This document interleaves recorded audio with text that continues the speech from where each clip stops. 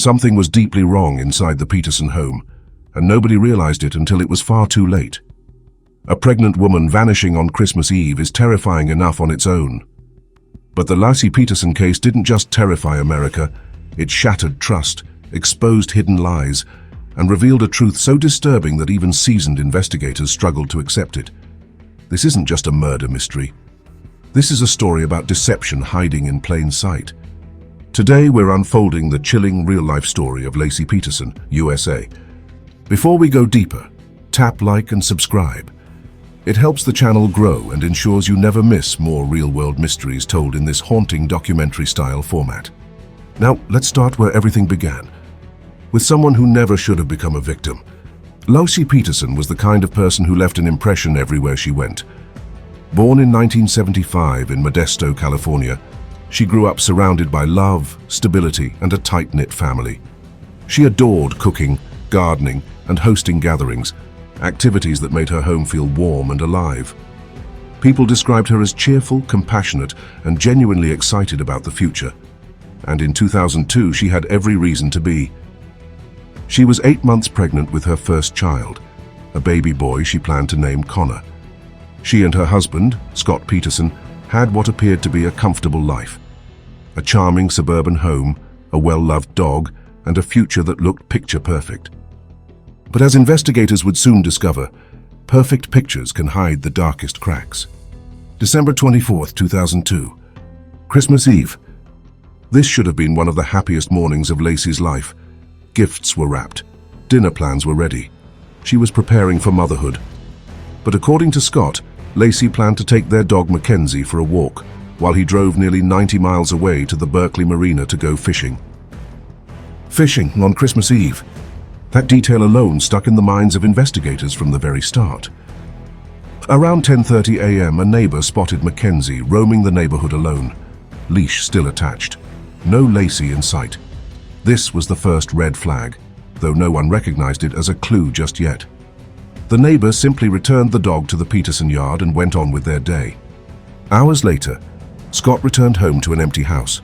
He didn't call police immediately. He didn't alert neighbors. Instead, he showered, ate, and eventually called Laci's mother to ask if she'd seen her. That call sparked instant fear.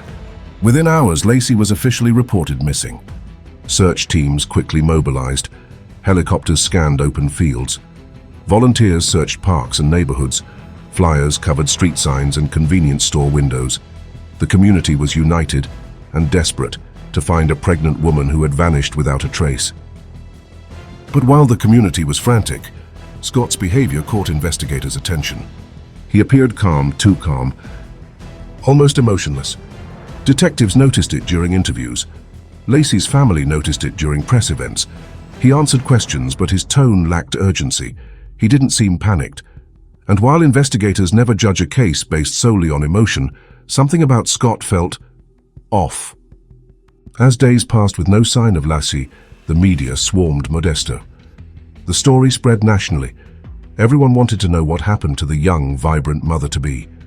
But then investigators got the break that changed everything. A woman named Amber Frey contacted police and revealed she had been in a relationship with Scott Peterson. But that wasn't the shocking part. She said Scott told her he was single. And even more disturbing, he told her he had lost his wife weeks before Laci actually disappeared. Amber agreed to help investigators immediately and secretly recorded conversations with Scott. These recordings would later become crucial evidence and expose layers of deceit the public didn't see coming.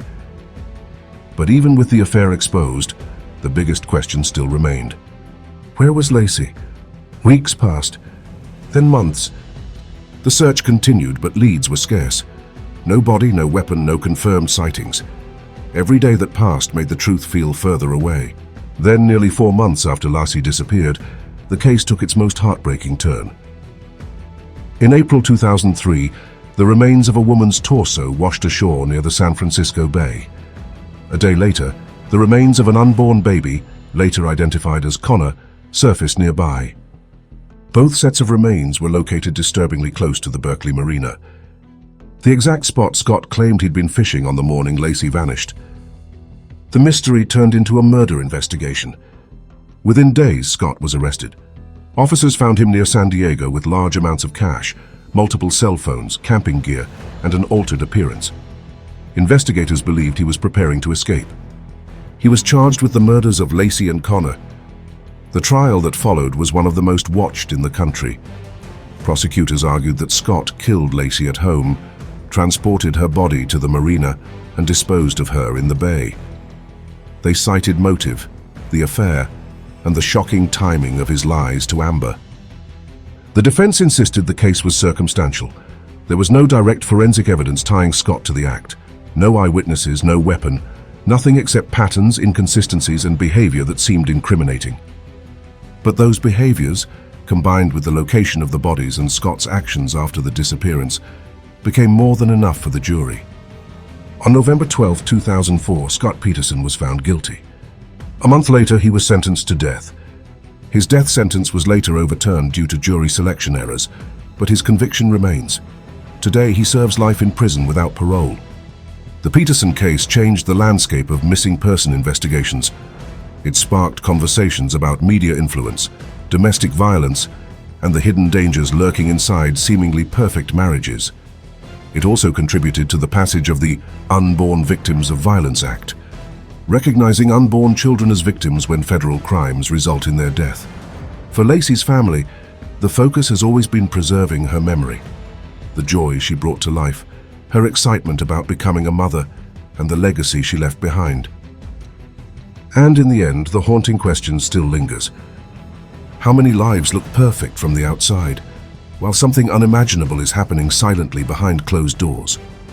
Thank you for watching this deep dive into Laci Peterson, USA.